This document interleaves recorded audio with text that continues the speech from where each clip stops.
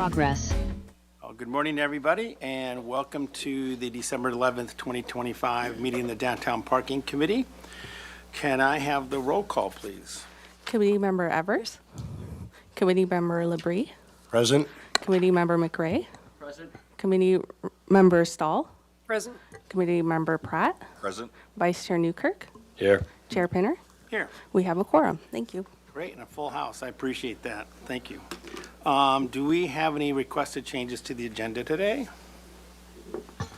No changes to the agenda today. Okay, great. We'll now move to public comment. This is the opportunity for members of the public who wish to comment on anything within the jurisdiction of the Downtown Parking Committee, but not on today's agenda. Do we have any requests for speaking We have no speakers for public comment. and online as well? No speakers. Okay, great, thank you. We'll close public comment. All right, we have announcements. I'm going to turn it over to staff for announcements. Chair Pinner, I do have one important announcement to share for our Downtown Parking Committee, which is the closing of a significant and important chapter.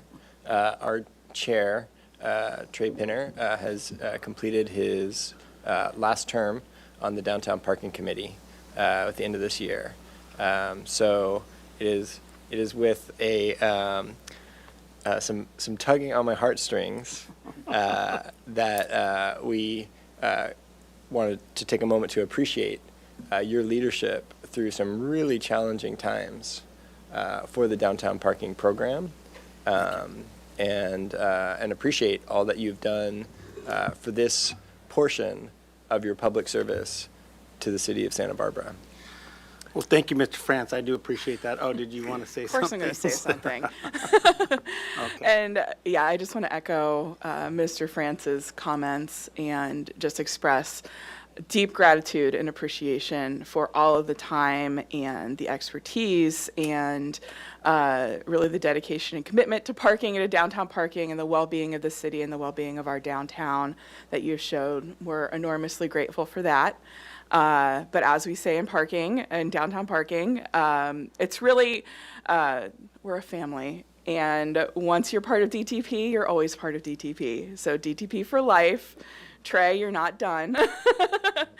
But I want to, just take this moment to really share our appreciation for everything that you have done for the city. Well, I thank you, and I appreciate that. It's been an honor and a privilege to serve. It's been 14 and a half years on the committee, and through many different iterations of team members and staff members, but I appreciate all of you guys for what you guys do. The team out there working in the trenches, so to speak, in the field. I appreciate everything you guys do and your staff and the maintenance team and everyone behind the scenes running the numbers and the data and making the planning decisions. We really appreciate it. And it's been, I've spoken a few times that I feel like I've become a parking nerd. When you get on this committee, you get really deep into the weeds about the concept of putting a car someplace for the benefit of economic growth and stability in the community. So it's been a very wonderful experience to be part of this committee. And as you did, we have gone through some tough times. Certainly the COVID time was a tough time for our group economically, but tough for everybody. So we weren't the only ones involved with that. So just appreciate you all. I will definitely still be around and involved as still a member of the DSBIA. I will be working sort of closely with these matters, and I will probably be coming to a few meetings to express opinions on things that you might be having before you. So at the next meeting in January, you'll be selecting a new chair and vice chair at that time. And all the best. And look forward to it. Thank you. Appreciate it. Chair Pinner, to commemorate your leadership of this committee, we have something for you. All right. Am I supposed to open it here and now? All right. It's not going to bite me or hurt me, right? Is it a little? Is it? Oh, yeah. It's a lifetime parking pass. Yes. Yeah. All right. Exactly. Sweet. So it's a special license plate that says "Welcome" Exactly. for the LPR. You're always part of the downtown The parking LPR. community. What do we got? Oh my gosh. What's in there? Oh, goodness gracious. Well, this is something to, what is it? Okay, I'm going to need glasses on here. It says something like, you're a parking nerd. It says my name and my service from 2011 to 2025. Well, thank you very much, and I won't use this till the end. Oops. I won't use this till I gavel out. Sorry. I can't even handle this. So, well, thank you all very much. I appreciate it. I'll give this back to you guys. All right, yes, it is a bittersweet day for me, but I'm glad I had the opportunity that we had a December meeting that I could address you all from the position of the chair, so I appreciate that. All right, are there any other announcements? No, Chair, not at this time. Okay, we'll move on to the business of parking. We'll do the approval of the minutes from November 13th, 2025. Entertain a motion. I'll move approval. I have a first from Mr. Newkirk. Do we have a second? Second. Second from Ms. Dahl. All in favor or any discussion on the motion? Hearing none, all in favor say aye. Aye. Opposed? Carries unanimously. Thank you. Okay, we'll move on to our reports for this agenda and item number 2. Thank you, Chair Pinner. I'd like to welcome Christian Hoffland from Sustainability and Resilience, the Energy and Climate Division.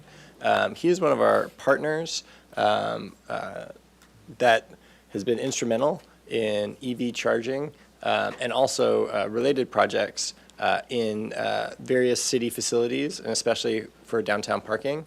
They have a pretty significant project that they're working on in partnership with us and Waterfront and some other kind of city areas. It's really important as we kind of soak all these details in. This is a very future-forward project. This isn't thinking about, next quarter or next year. This is for really the next 10 years and the outlook beyond. And so I really want to appreciate Christian for all of his work on this and for presenting today. Mr. Hoffland. Thank you, Mr. France.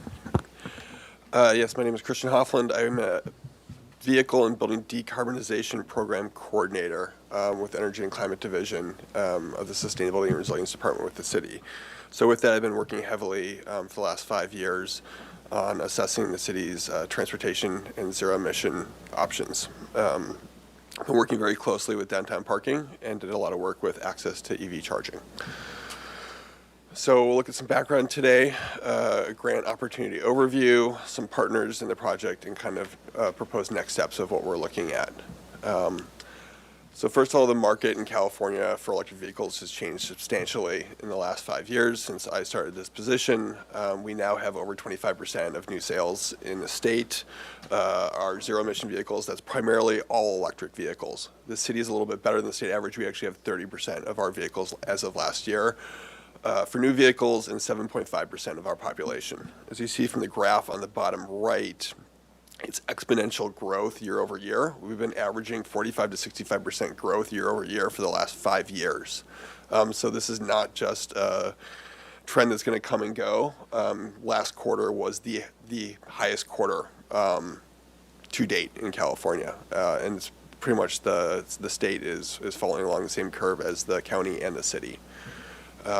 And through various reports and studies, the main barriers to adoption are access to charging.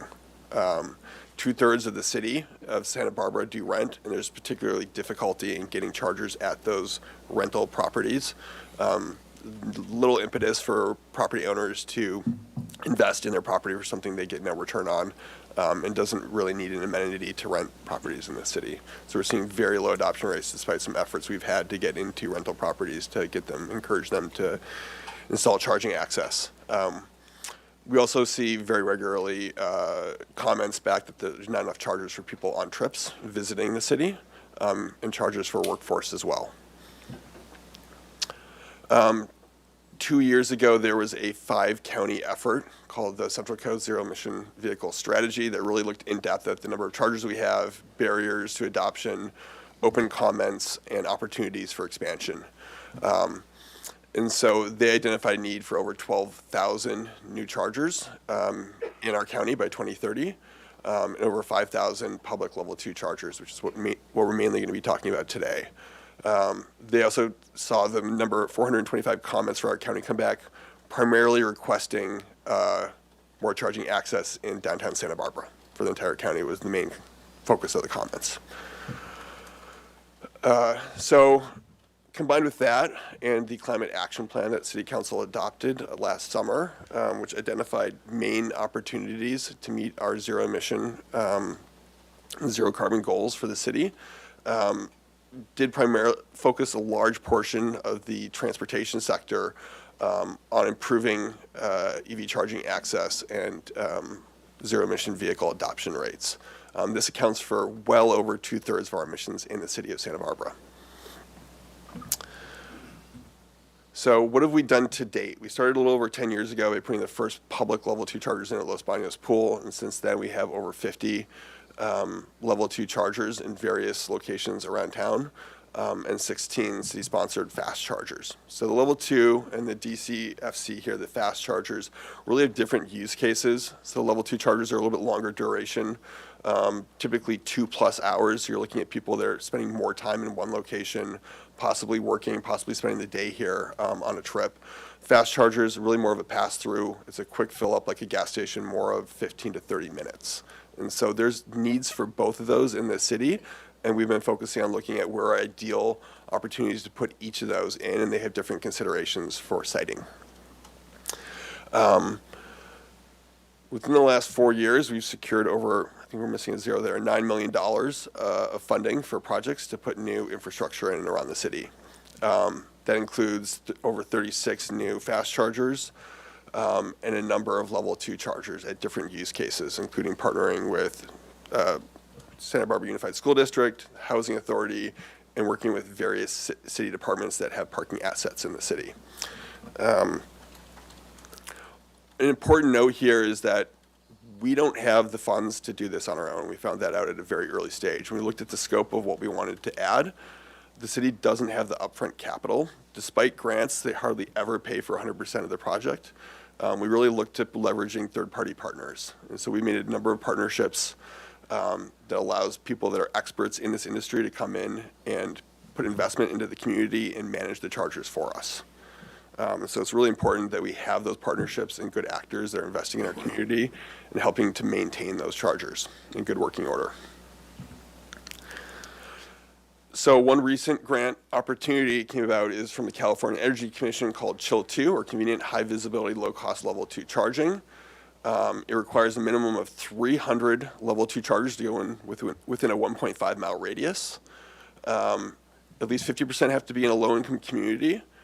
And if 90% are in a low-income community, then the grantee only has a 25% match share. Otherwise, they would have a 50% match share. The chargers do have to be available 18 hours a day to the public, and they have to be in service for a minimum of 6 years. So this is a map of our low-income communities as defined by the state in our city. And the red circle represents the 1.5 mile radius that we're looking at for this grant. It encompasses most of our waterfront lots and all of our downtown core parking lots. Here's a little bit of a closer look at what that looks like on the green circle there. And then here's a map of our different zoning in the city, with the X's representing locations that were identified as possible siting for the level 2 chargers within this grant if we were to move forward with it. As you notice, about half of the X's are within downtown parking core, and about half are within the waterfront's parking assets. So the grant went like this. There's a company called Enridge who we've worked with before, who applied for this grant with the City of Irvine and Irvine Corporation back in 2023. They were awarded the project in over $4 million in funds. And as they went to finalize site locations and contracts, the Irvine Corporation, which had the bulk of the sites, backed out. Enridge was left with a contract with no site host and very specific parameters on what the grant would allow them to do. And through our relationship with them over the years, they approached us and said, would you be interested in being the new site host? Which is when we started looking and doing our due diligence, contacting Waterfront Department and Downtown Parking Department to gauge feasibility on this. The general feasibility looked like we think that this would be a good opportunity for the city, and we wanted to explore this further. So we had further conversations with Enridge to the point where we were able to commit to this grant. Enridge applied to the California Energy Commission to change the site host and was approved for up to 346 EV chargers to go in at roughly 15 locations within Santa Barbara's downtown area. On the right here are the chargers that Enridge is proposing to install. These are the latest tech in higher powered level 2 chargers that have the ability to power share with each other. So if fewer cars are plugged in, each car can have access to more power. And if more cars plug in, then it disperses that power evenly between all the cars that are plugged in. So this is what the industry is moving towards, and is one of the top 8 major manufacturers in the world. Through Autel is the manufacturer of those chargers. So who is Enridge? They're a medium to smaller sized EV charger network provider out of the LA area. Like I said, they use major manufacturer and leading hardware. We've applied with grants with Enridge in the past as a partner. They work mostly in the LA area and have a very good reputation amongst Irvine and other jurisdictions down there that work with them and have installed and maintained chargers for them. They bring a substantial investment of capital, design, engineering, and construction experience, and good reputation for uptime and servicing of chargers when they break, which can be a challenge with what we've seen with one of our previous partners. And we already have a contract that was approved last week by council for them to start working with the city by putting 4 chargers in at the Cabrillo Pavilion. So we already have a working relationship with them and chargers coming into the city guaranteed with them now. So we don't have a contract signed yet for this project, but we have been negotiating the contract for what this would look like for bringing these chargers here. For Enridge to make their investment back, because they'll bring in over $1 million of private equity here, they would ask for a 10-year contract, even though the grant only requires 6 years of service. It's pretty standard within the industry. It will allow us to have options to extend if wanted. This contract would be no cost to the city to install or maintain the chargers. There would be some administrative burden from coordinating for the installs and the operation of the chargers. There would be all new dedicated electric coming to each site to power the chargers, which would be separate from the other services at the site. Enridge would pay for all electricity, all the bills, and bill directly to customers for the EV charger, and customers would still have to pay for parking. We do currently have, downtown parking currently has an EV parking permit pilot, and we've been in discussions with downtown parking to see if this would be appropriate to expand that pilot to some of the locations within this grant, and so that's still in consideration. And we would ask that Enridge have local electricians on call if any of the chargers go down to be able to service them quickly. The city would see a very small revenue share from the charging, which is similar to other similar contracts we have. But this is a relatively small amount of money. This is not a large revenue maker for the city. And traditionally, we've used that to go into administrative costs for processing easements and other project costs that we have and future development of other EV charger sites. So what were the project benefits of doing this? Why do we do this? So we talked at the top about community access to charging and how we have some significant gaps in access for our citizens in this city. So it would support workforce charging, and it would draw more of those workforce to the downtown parking sites and away from street parking and other non-city lots. It would drive economic vitality in the downtown business district, attracting more customers. It would support our climate goals for the city and reduce emissions, impacting health within the neighboring communities as well. It'd be a visible community signal of innovation and leadership, and promote transportation equity amongst our residents. One of the things that we've found is there are a good number of incentives for low-income residents to purchase electric vehicles, but the vast majority of them rent and don't have access to charging. So there's about $20,000 on the table for somebody to go out and buy an electric vehicle, but they can't charge it anywhere, so they can't do it. We've seen people buy a brand new $24,000 or a 2-year used $24,000 electric vehicle for $1,000 with incentives. They're low income. So we would love to be able to unlock those opportunities for our city residents. And we want to be able to take advantage of these opportunities and these subsidies and these grants when they're available. This grant provides us with a no-cost option for the city, which is pretty rare and a very large expansion. We understand that the amount of chargers would not all be demanded day one, but over time we expect demand to increase on those chargers. It's just like we've seen the existing chargers we have demand increase over the years. So right now we're developing site layouts and exploring different sites with downtown parking, going through our checklist of different criteria of what makes a good site and what would be viable. Energy is requesting new service feasibility studies from the utility to make sure that we can bring power to those sites as part of that assessment. I'm actually going immediately after this meeting to 4 sites to meet up with Edison planners to do that. CEC, the California Energy Commission, is providing a final revised grant agreement for Entergy to sign within the next month or two. The city would sign on as a site host, and then Entergy would continue through final design into permitting and then construction and on to operations. So some important considerations. All the sites would get new electric service on their own, separate from everything at the site. All the match share would be done by our partner, and it'd be no investment from the city. And we would maintain the electrical infrastructure at the end of the 10-year project. So it's a value add because we could move on with somebody else if we decided to after that 10-year, or just abandon the service. But it is quite expensive in a process to bring that onto the site. Each site would need new ADA compliance specifically for the EV chargers, which is separate than standard ADA compliance. So there would be a need in most cases to take probably 3 spaces in order to create 2 ADA spaces dedicated for the EV charging. Entergy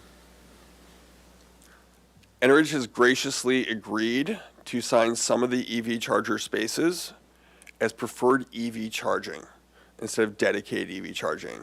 This is really important because if we have events or demand where the parking lot is filling up, we don't want people to be circling and see empty spaces and not be able to park there. We want that demand to be able to be fulfilled and people to park there, but we also want to make sure that people aren't just parking there every day because it's 10 feet closer to where they want to go, and that Entergy has the opportunity to get the return on their investment, and people have the opportunity to use those chargers.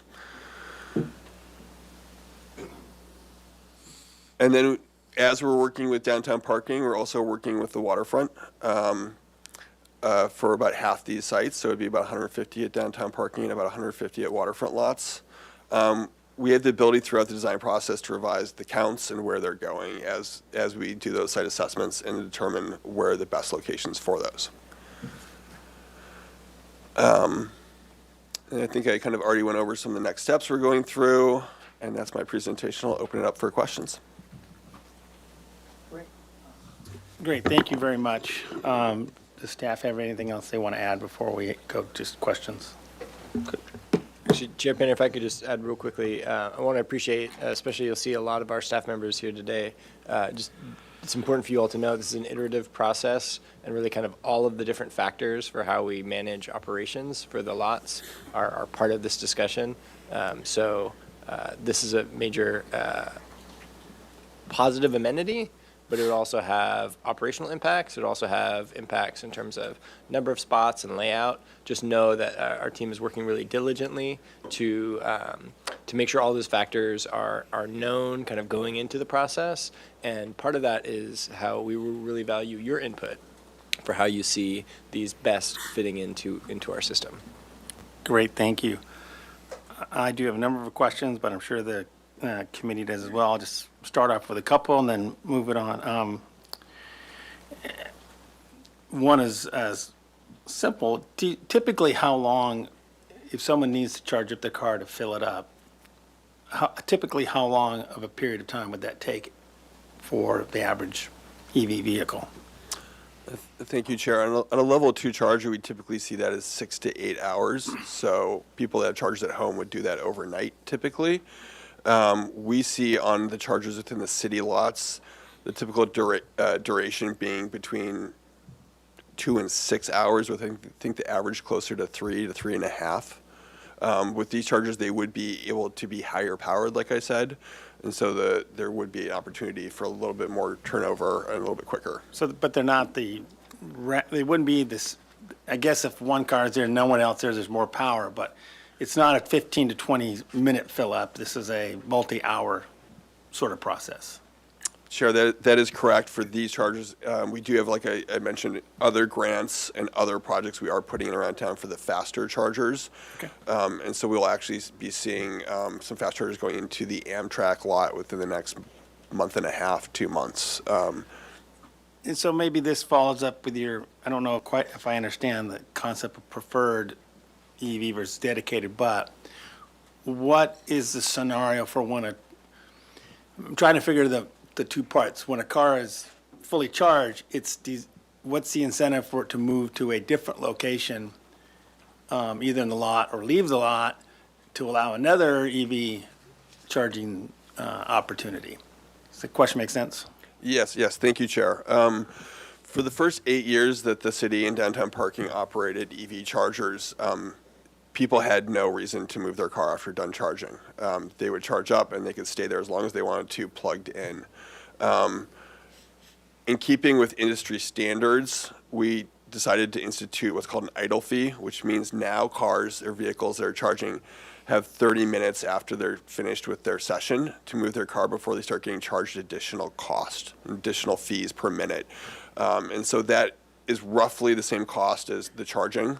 And we see the idle times go down dramatically. For instance, Lot 11, we used to have one individual that would park there at least 3 times a week. They'd charge for 30 minutes and then stay there for 8 to 10 hours. Now that charge is freed up for other people to use. And so they're moving their vehicles. The EV charging parking permit, I'm not saying that correctly, does allow one location at Granada Garage on the rooftop where we have a lot of chargers. We have 30 ports up there. Some people to come and park and stay all day without getting the idle fee, such that they don't have to come out of a meeting or walk away from work when their car's done charging to come back and move it. And so that was kind of an experiment, and we're still assessing how successful that was and if we want to continue that. Great, thank you. And my last question would be, it's kind of a question to staff, and I think the committee should delve into this deeper, is the locations of which these EV spots get located. I think in the past, it's been sort of typical to put them very near the entrance, or what I would call prime parking locations. So I would encourage the committee, and I would hope there's an opportunity as you look at sites to come back and report back on where these are intended to be located for the committee to weigh in. If that's possible, that may be hard to do. I know there's constraints with where the power can come from and how far you can run things. So we have to work with that, but I think it would be helpful to understand where these are going to get located, because they're not going to move. They're not going to change. And so we just need to be aware of that. So that's more of a comment than a question, but yeah. Jump in if I could just respond real quickly. I do think it's important. I think Mr. Hoffman might help reiterate. I think the placement, the thinking of placement for EV charging has very much shifted, and I think it's easy for folks to identify where EV parking is without necessarily seeing a sign. You know, they have their apps and digitally, and they'll kind of know where charging is as they search that out. And so I think we've really flipped to looking at sort of the spots that will fill last in a given lot or structure as the ideal spots to use for these chargers. Is that fair to say, Mr. Hoffman? Yeah, that's what we are seeing as well. Is I think that's a better ideal spot than right at the entrance or right at the the lowest level or right by the entrance to find the spaces that are filling last, if possible. So not quite a question, but a comment. If it became well known that if you go to the roof to a city parking lot in Santa Barbara and you'd find EV chargers, that would be great, because they all know where they are, and that's our least used area. So I consider that an option maybe, but sorry for the comment. Okay, other questions from the committee? Still. Thank you. This all sounds really great, and the funding option sounds excellent, which is why I'm curious, have you spoken to counterparts at Irvine why they decided to back out of this agreement? Yes, we had extensive conversations with the city of Irvine, and they have a number of chargers installed and operated by Entergy, and they're very happy with them. It was actually the Irvine Corporation that backed out, and their private entity that owns a good amount of land in Irvine. And when they were looking at the 10-year commitment, they didn't want to commit their assets to a full 10 years of having no development rights for that location. Is my understanding was their main concern, but they were a bit tight-lipped about their decision as well. So I don't know the exact answer.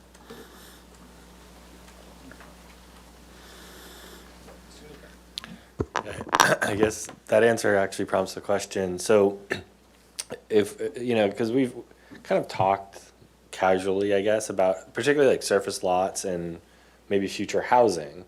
So if you mentioned losing development rights on a site for 10 plus, 10 maybe longer.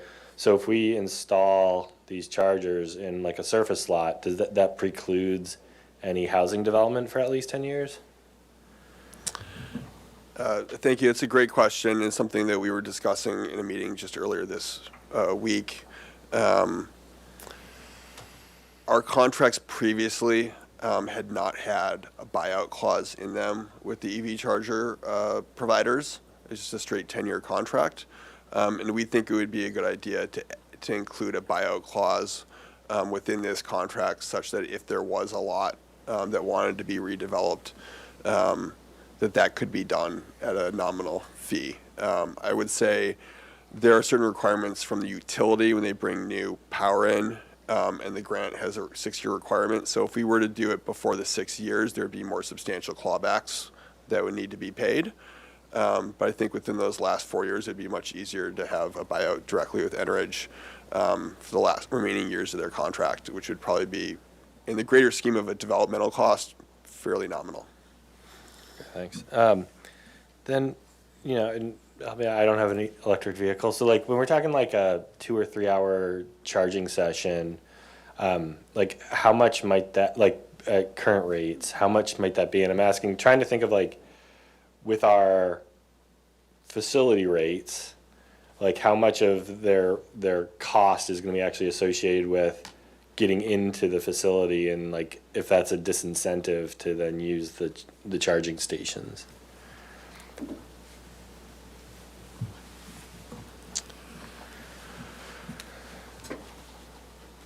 So the rates at which they're charging for the EV charging service typically vary based upon the time of day, which corresponds to the cost of electricity. So we see 4 to 9 p.m. being about 3 to 4 times the cost.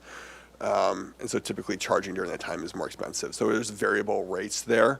Also, it's going to be more expensive to charge at a public charger than privately at your home, because there are certain overhead costs and profits that the provider needs to make and cover. So with that being said, it's typically what we're seeing is between 35 and 65 cents per kilowatt hour, which typically equates to $10 to $25 to fill up your car. That would be compared to, it's maybe 20% to 30% less than what you see for gasoline. If you're doing it at home, it's usually more like 50% or 60% less than gasoline. So it is more expensive to charge at a public charger. But if they're already coming to downtown, already parking and paying for parking, it is a benefit and an added asset. There's no real other public chargers to go to that are free parking. Thanks. And then one final question, particularly on surface lots, will these have to go through any design review? That is a great question. So there are a number of state laws to help ease the development of EV chargers. And so some of those laws actually do prohibit discretionary review for things like solar and EV chargers at local jurisdictions for the public. Now, as the city, we can impose whatever rules we want to on ourselves. And so we had extensive conversations with our planning department on how to address that. And what we came to agreement on was that any of the EV charger and solar projects will not go to discretionary review boards. They will be reviewed internally by staff for low and no cost options to mitigate the visual impact of the project. And we've had success working with staff on other projects doing that. Okay. And so is that a new approach? Because I remember the solar on Granada did go to HLC when these laws were already in place. So we got a little bit of a change in approach. I think that, Committee Member Newkirk, through the chair, I think that was largely because of timing of when that was first submitted. Bigger ball of wax to discuss. But while I'm chiming in, I would like to answer your prior question or provide a little bit of context about the two costs that people would pay while charging. Yes, people will pay a charging fee, right, for the kilowatt hours. And then, of course, they're paying for being in the space. One of the things that we notice about fast chargers is generally these users are within the free period. They are not paying customers, right? And again, it's as Mr. Hoffman mentioned, that's a different target group, generally maybe people passing through town or people, whatever, just wanting to use kind of the fast charger application. So that's a kind of courtesy period timing. Then there are folks who are visiting for longer. They're probably going to be paying kind of at the premium, paying for a few hours, charging for a few hours. And then what comes up for me is I think a lot of potential users here would be permit holders. And so they're already sort of paying, permit holders pay at a discount, right? Kind of it's like their volume purchase. That could be a mix of different permits. Some of these lots, like lot 10, will be the least expensive kind of commuter option, and we'll have a high volume of these chargers. So we're definitely thinking, economy parking, economy charging. And then the last thing I'll mention, Mr. Hoffman mentioned the EV permit. The concept here is kind of twofold in terms of incentives for people. One is the provider waives idle fees, or at least that was the previous iteration of the EV charger. So somebody, or the EV permit, so somebody could come in and park if there's enough spaces and just park and charge and then do their workday, right, without having to repark. But the other element was a discount to incentivize people to come and use these EV chargers. Our take internally has been, this would be great. This is not something that downtown parking can subsidize, but we'd love to see that happen, especially early in this project, because over time, this market demand is going to grow. And how can we best stimulate that market demand initially? And so if there's other funding for an EV, for subsidizing an EV permit, that would be great. I think we'll look at that through the sustainability and resilience budget and see if there's any grants to help subsidize that as well. Like I said, we're in the very early stages of that discussion of should we expand and continue that pilot or not, and then how would it be funded or subsidized. As far as HLC, when the Granada Garage Solar was submitted, it was just before I arrived in the city. It was either before the laws had taken effect or before staff realized they existed, and so it did go through the full discretionary review process. Part of the delays and additional requirements added through that HLC review was one of the reasons that the decision was made to go with a staff review moving forward on these projects, because that did significantly impact that project. Mr. Liberty. To Mr. Hoffman or to staff, the preferred EV use of the spaces, can you talk a bit about operationally how you see that working? Like how do people know? How does that flip or become, acceptable? How do we enforce it when it's abused? Yeah, thank you. So right now we have a number of installations for EV chargers that include accessible spaces for EV charging. By state law, these are not required to be a accessible vehicle with a placard. They're merely a space big enough that somebody that needs accessibility space, it is provided. So we sign those such that it says, this is a designed accessible space, please use last, right? So use the other spaces first if you can, and then if all other ones are taken, you use this one. I'll tell you, it is a struggle getting the public to understand that, and we've been revising the signage to try to make sure that people can understand that, because I've literally had conversations say, you can go use that, and they said, no, I don't want to get a ticket. So that has been a struggle, and we're still continuing to work on education. It is confusing for the public. This will have a similar amount of confusion, and we need to be very careful of how we sign that. It mainly came about from Waterfront saying that they have a number of events per year that some of their parking lots get very busy. For instance, at the harbor for the Seafood Festival or 4th of July, and they wanted to make sure that there weren't a large number of spaces that were empty, that people would be angry that they can't park there and they're just completely empty. And so that's why we went to Enridge and worked on this deal to say, what if we sign these such that during normal days, they'd be reserved for EV charging, but special events or when the lot is completely full, people would have access to those. And so that's the intent. That would be the intent with downtown parking as well. We haven't decided on the exact verbiage, and Enridge has been very accommodating to work with us on that. And so it's something that we continue to work with exactly how we're going to sign that to make sure that people fully understand and how we're going to fully enforce that as well. So that's still an ongoing discussion and part of the negotiation.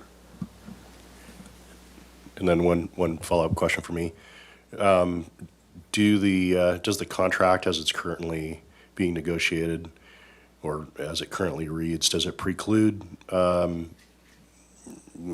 competition, or, it's a 10-year contract. If needs exceed capacity, do we have the flexibility to add services, without impacting that contract? The full details of the contract aren't completed. First, I'll just say that. We have a similar contract with a different organization called Carbon Solutions Group that manages our existing EV chargers and are developing some of the fast chargers that are going in around town, including the ones at Amtrak. So with that contract, we did write in the ability to expand up to 100 EV chargers if mutually agreed. That is an option to put in with the Enridge contract as well. And it has not been determined. There's also always an option to amend the contract, which is what we regularly do with our solar PPAs, to add additional facilities onto an existing contract. So both of those would be options to move forward with. Now, like I said, we do have an existing partner in Carbon Solutions Group, so we do want to be cognizant of that. And we're attempting to not put too many chargers from different vendors at the same location. We don't want to confuse people or create that kind of internal conflict.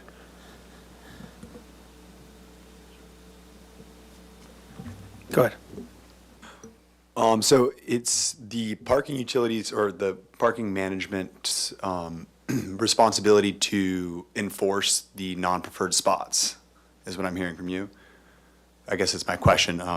Who is making sure the non-preferred spots are being penalized if you're parking in a spot that you're not supposed to be, an EV spot?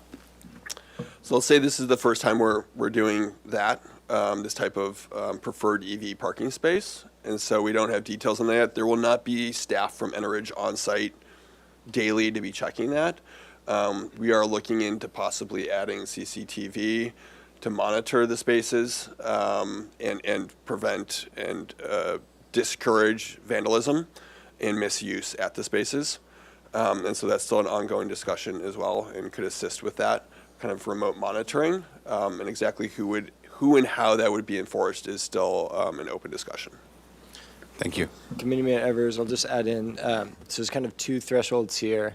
There's signage and education, which clarity is key. And that's 80% of this. And then I think there are the questions of the 20% where there are just some bad actors, someone who's just gotten in the habit of misusing a space or whatever.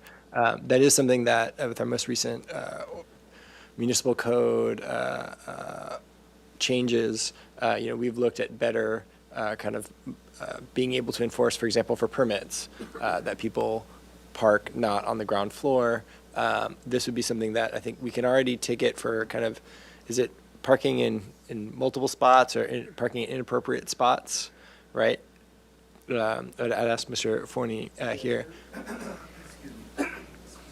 There is a general, just parking upon municipally owned, parking in the parking lot, park spaces that we can utilize for somebody illegally parking, whether it be, a non-EV vehicle in an EV space or, taking up too many spaces, stuff like that, or parking in a place that is not a designated stall. So there's different, And Mr. Forney, I invite you to come up just because we are being recorded. So he's referring to within our off-street municipal lots, the codes that we can enforce. apologies about that. Chair Pinner, committee members, yeah, so the downtown parking program, we have ability with some of our staff members to cite, and we have citation rights. One of the municipal codes that we utilize a lot is just a code which is rules and regulations upon a municipally owned parking lot. So we can utilize that particular code to just say that somebody was not properly parked into a space, whether it's a non-EV vehicle or a vehicle who entered the lot who parked in a non-designated stall, stuff like that. So we could totally do that to try to enforce these spaces. Thank you. Other question? No, good, okay. Other questions from? I just have a few things to add. I mean, it's an exciting program, and it's coming. I think back to Mr. Bree will remember this as well. We had a member on the committee, Mr. Williams, who was in the auto industry. And I think we were installing our first 4 or so EV charging stations. And there was a lot of skepticism about EV vehicles and it's actually going to happen and we're going to actually see this. So I just, it's interesting to see how back to the time when we had the first 4 and now we're looking at an additional 300. And I was going to ask, how many overall spaces or parking system do we know roughly the percentage will be EV after this implementation? Yeah, thank you. So with the existing charging stations we have at downtown parking facilities and these additional roughly 150, they'd be approaching 5% of total stalls. Great, thank you. And I would add just one other thing, and following kind of a Mr. Newkirk's comment about future development. I think the oddity of this is, and it's kind of a weird way to say it, but it's like we're putting gas stations in parking lots. It's the way you think about it. You're developing a filling station, although it's a different source than the source that our city wants to see happen. But it's big infrastructure that doesn't easily change. So I think it's really important for the committee and staff to really be working and understanding where these are going, that they don't sort of, I mean, you obviously can't read the tea leaves too far out, but just that they are successful in their location, looking to the future, and doesn't hamper the ability for downtown parking and the city to do other things they want to do with their assets. So it's a bigger deal than just putting in 4 stations we did the first time in around, 2012 or something like that. So is there any other comments or questions from staff? We really appreciate you updating on this. It's a big deal, an exciting deal, and I think very important for our city in general. So thank you very much. Oh, we do have a Newkirk. Yeah, well, I appreciate your comment on the flexibility moving forward. And I was needling about the process, but I just want to be clear. I think it's a no-brainer that these projects should be reviewed for design at the staff level. I think that's the only way to do this with grant funding and ensuring certainty. So I just want to be clear about that. I appreciate the direction staff's going on these projects. And as Mr. LeBrie reminded me, as typical, I sometimes on these report items forget to open up public comment. So before we do close this item, I need to open up public comment and ask if there's anyone wishing to comment on this from the public. Yes, we have one online speaker. We have Robin Elander. Great, thank you. Give you permission to speak, and you can unmute. Good morning, committee members. My name's Robin Elander, and I'm the Executive Director for the Downtown Santa Barbara Improvement Association. And I wanted to just briefly say how important a project this is for our community, and really want to commend not only the committee, but staff and the entire city organization for exploring this opportunity that really has potential to expand the number of people who are visiting downtown, as well as the way it serves our downtown community in terms of our businesses as well as our residents. So obviously there's so many things for you all to work out, and it's not a small lift. And so I really appreciate the fact that you're looking into it and thinking about those elements of housing that, of course, our community wants to see downtown, and figuring out how that all can fit into the pieces. And the fact that this is very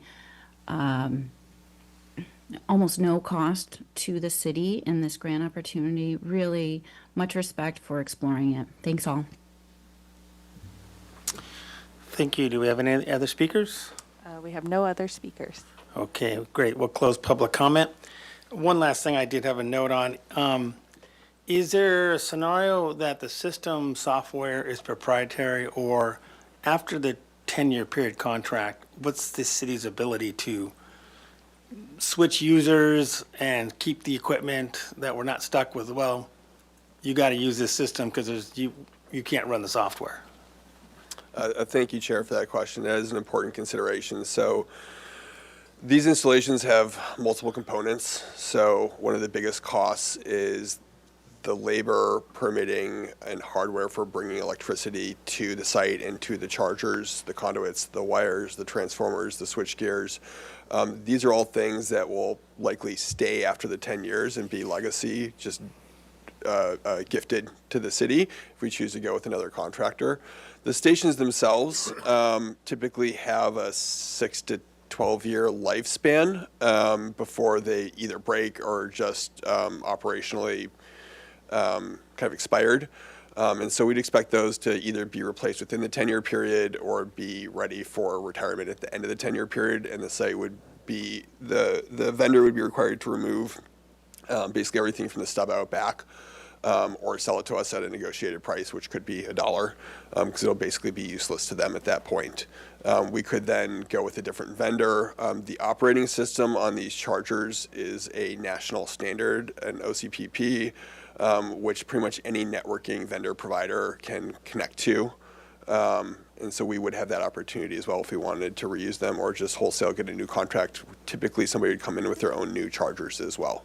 So, but that is an important aspect of these projects, that the city is left at the end of the day, at the end of the contract, with this great ability to continue to move forward without really hardly any upfront costs, whether we want to put in our own chargers or have another partner to partner with. And I'll also add that we're not only partnering with downtown parking, waterfront, parks and recreation, airport.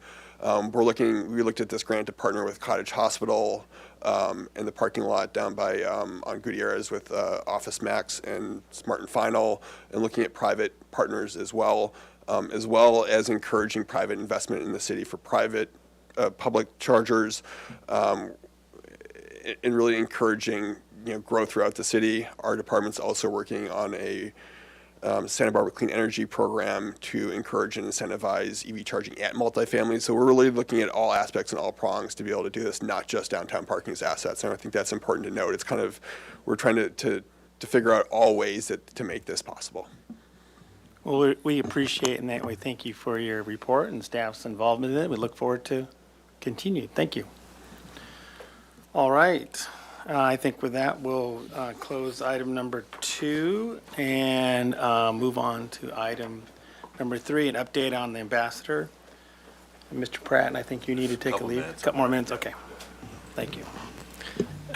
Thank you, Chair Pinner. I'd like to welcome our operations supervisor, Roy Forney, to present. The ambassador program you may see them when you're walking up and down State, but people don't see the different ways that they really serve the entirety of downtown parking and plugging in with all of our different service provider partners.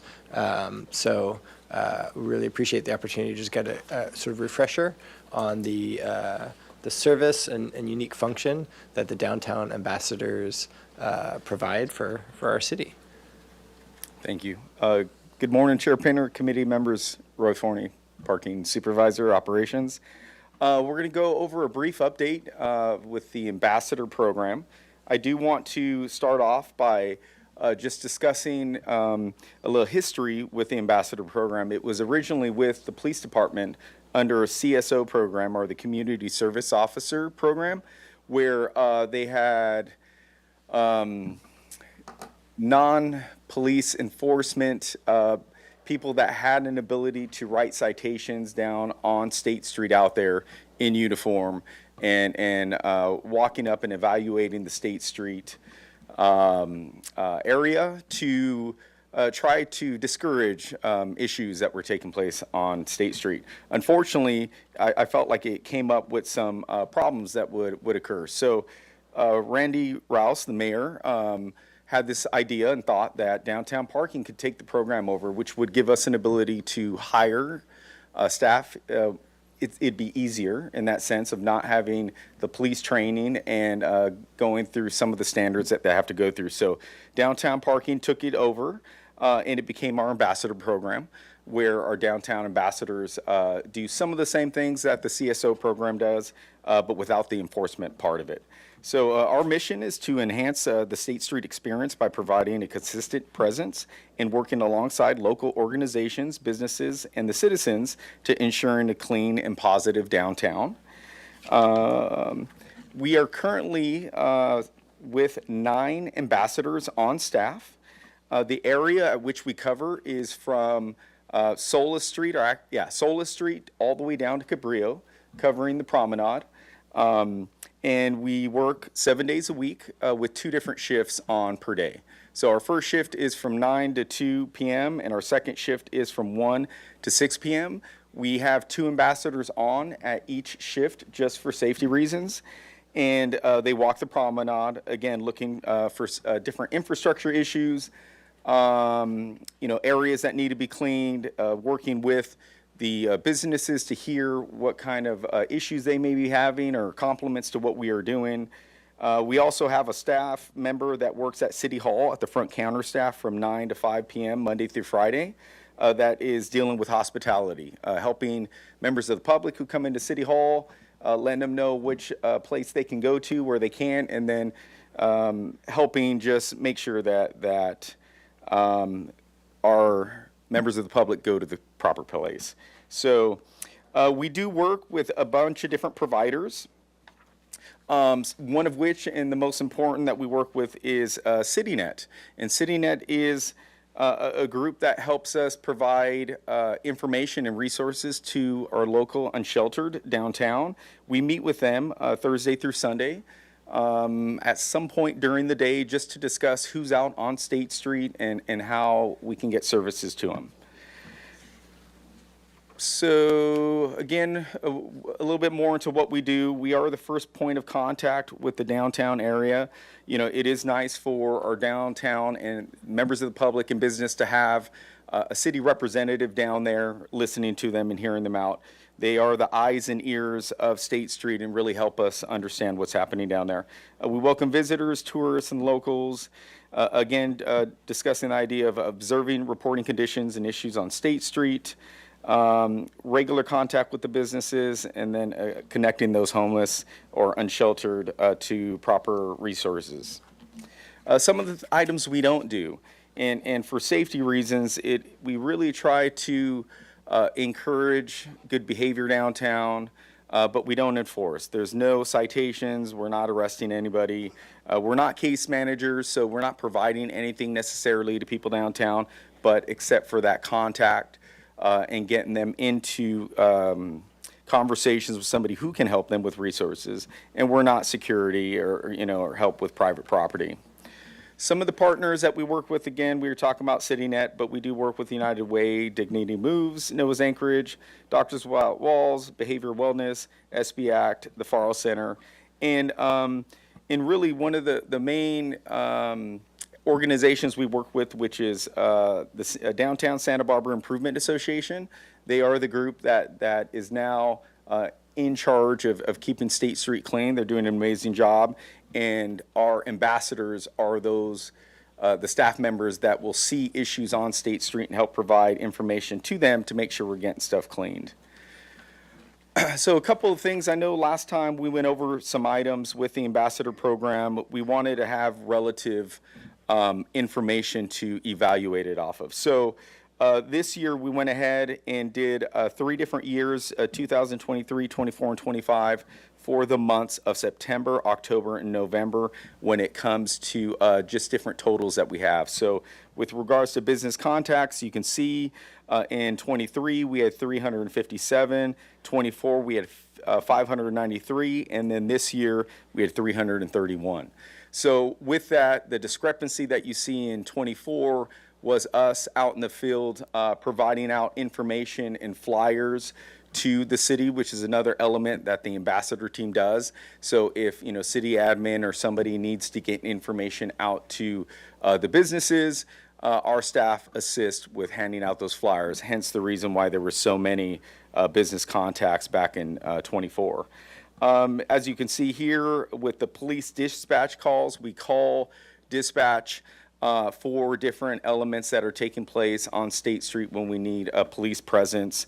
And you could see, again, this is the monthly average. So per month in September, October, November. In 23, we made 10 calls. 24, we made 15 calls. And then this year, within that time period, we made 12 calls to dispatch. The maintenance calls, again, this can be calls that go into our maintenance team with help with the infrastructure issues and or the DSBIA for cleanup issues. And you could see here again, monthly average for 23 was about 48 calls, 24, 41 calls, and now 25 this year, there were 71 calls for cleanup or infrastructure issues. Municipal code warnings, and this could be anything from sit, lie, sleep on State Street, which you're not allowed to do. We ask people to get up and move along, or biking or skateboarding on the sidewalk instead of out on the street. Stuff like that is where we're giving those municipal code warnings. In 23, we had 316, 24, 209, and then this year, 261. We also assist with the non-smoking ordinance, or at least giving warnings to those people that might be downtown that don't know that we are a smoke-free Santa Barbara. And again, you can see the warnings here. In 23, there were 127. 24, there were 89. And then 25 this year, there were 75. Kind of attribute the decrease of that for people just understanding that they're not supposed to be smoking in downtown or in the city of Santa Barbara. So that has gone down. Our next slide is just going to be bar graph showing exactly what we presented right now with the numbers. Again, plenty of business contacts, minimal dispatch calls, which is nice because I think we're changing some behavior on State Street and not having to give so many. Maintenance calls, again, are up this year. And again, just attribute that to our team being diligent about making sure things are getting fixed or cleaned up. Municipal code warnings, again, they've stayed pretty consistent throughout the years, and then the smoking warnings that you see here that have gone down. I'm going to open it up for comments, questions about the program. Hopefully I went over everything in regards to numbers. Thoughts? Thank you. Questions from the committee? I have a couple. During these 3 years on the charts, would you say staffing's been relatively equal, or has any of this, is there any fluctuations due to just the number of staff being out there? Thank you, Chair Pinner, for the question. I will say from last year's presentation, we did have 10 staff members on, but the hours of operation and number of shifts on street didn't change.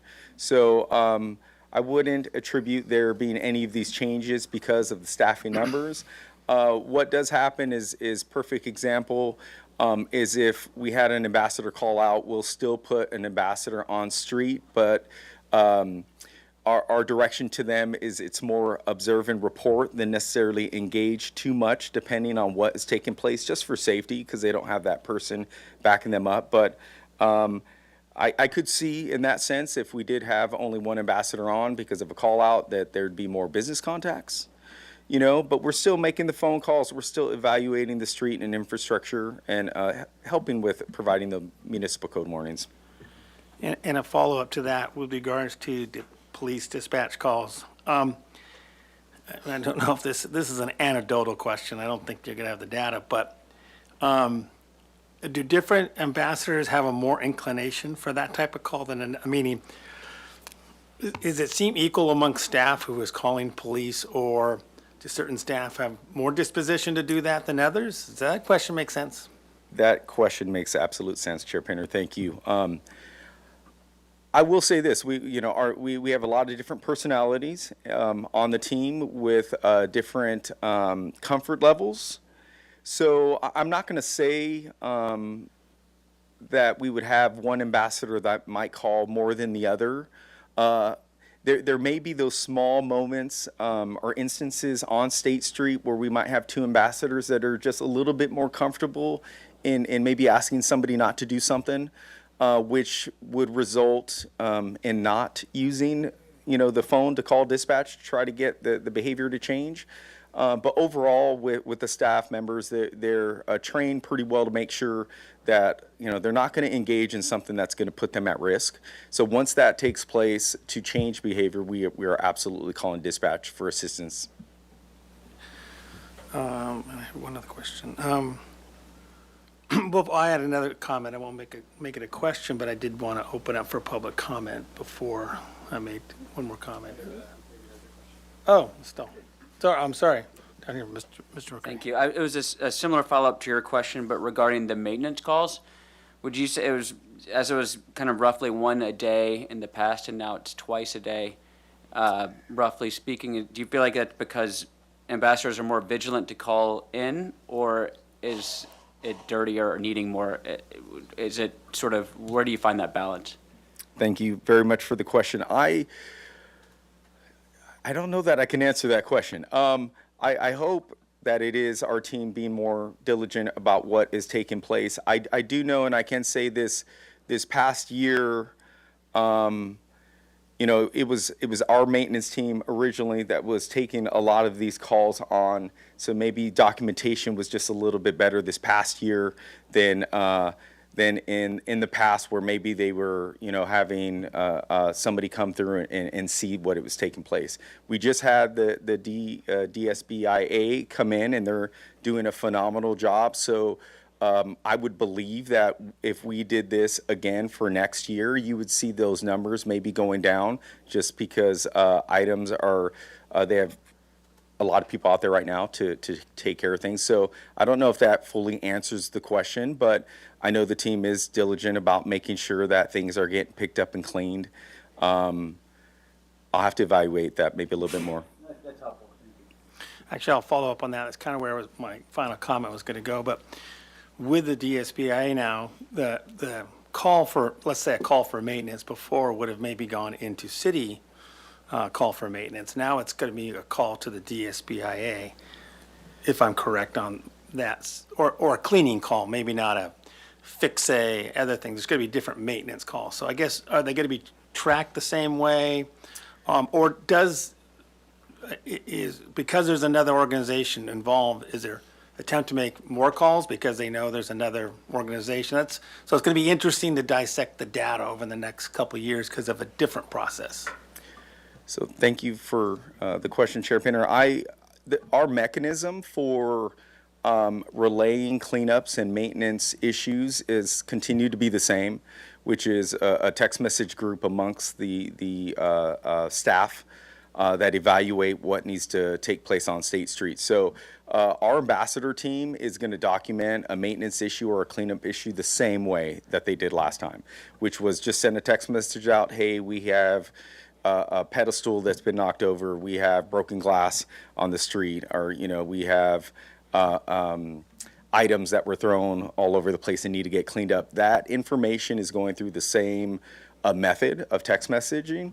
I will say, again, when our team was doing it, I don't know, maybe it was just a little bit different in terms of timing, but again, DSBIA is coming through early in the morning and having a good amount of staff members that are coming through to getting the cleaning done. So numbers are up in terms of our requests, but still being taken care of and cleaned up. I don't know if anybody wants to. Great, thank you. Yeah, I'll add to that, Chair Pinner. I think that where we see a bit of a difference is the way the staffing is sort of distributed throughout the day now that DSBIA is on board and has taken over a lot of the maintenance work or the cleaning work. Previously, we would do sort of the morning clean, whether that's pressure washing, janitorial, things like that. But then we would only have one or maybe two people available during the day to respond to calls and to actively be, we call them like rovers, going up and down and looking for issues that need to be addressed. Whereas DSBIA has a higher level of staffing throughout the day. So there's just sort of a different frequency, I think, of, the number of times that they encounter something before we encounter it, and vice versa. So, that I would say is a change and is a positive change. Great, thank you. I think we had another question, Ms. Dahl. Thank you. So I'm not sure who to direct this question to, but since your last update, and thank you for all these notes again, DSBIA has obviously had a different role since it did a year ago. This, as you said, was previously police responsibility, at least partially.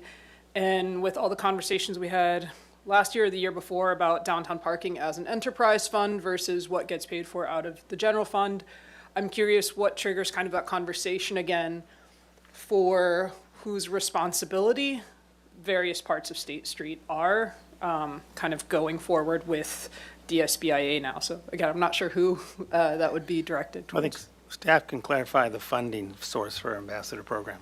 Yeah, Committee Member Stahl through the chair. The Ambassador Program has always and continues to be funded through the general fund. So this remains, this is not paid for by parking enterprise funds. Previously, the supervision and sort of the administration of the program was paid out of enterprise funds, but again, this year with that shift towards trying to tease out non-parking related expenses, we moved some of those staffing costs over to the general fund as well. So that remains there.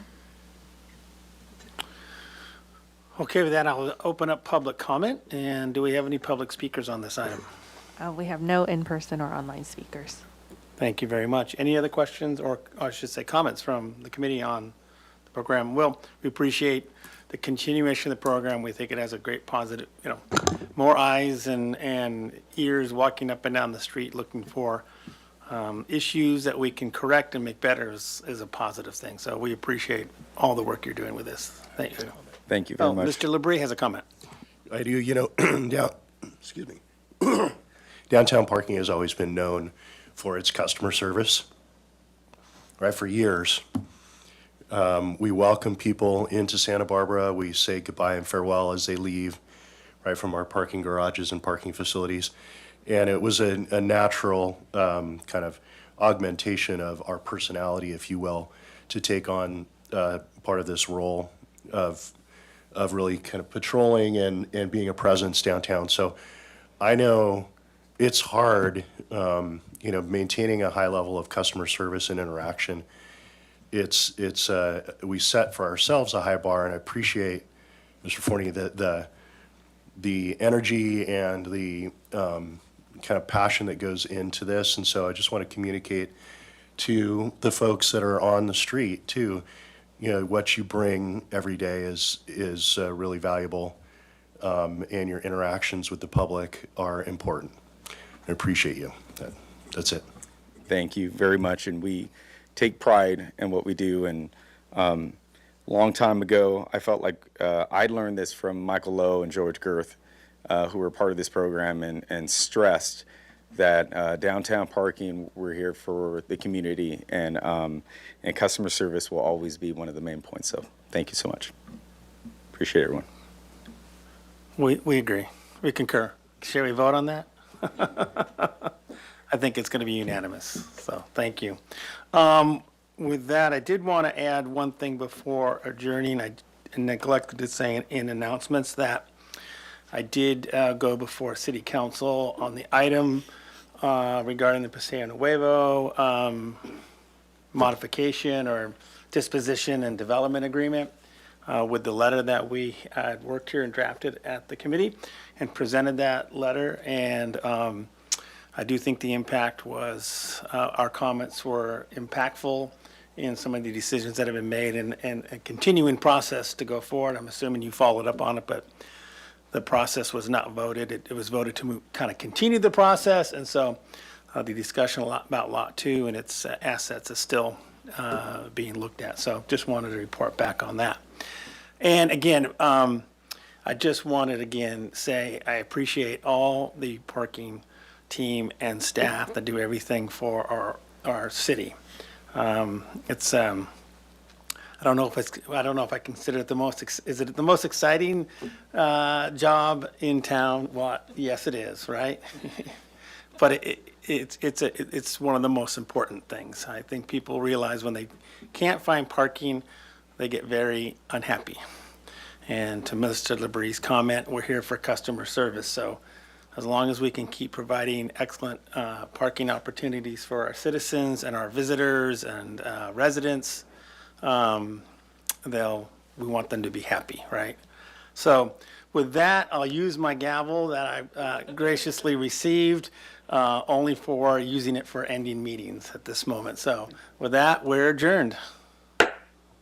Thank you very much.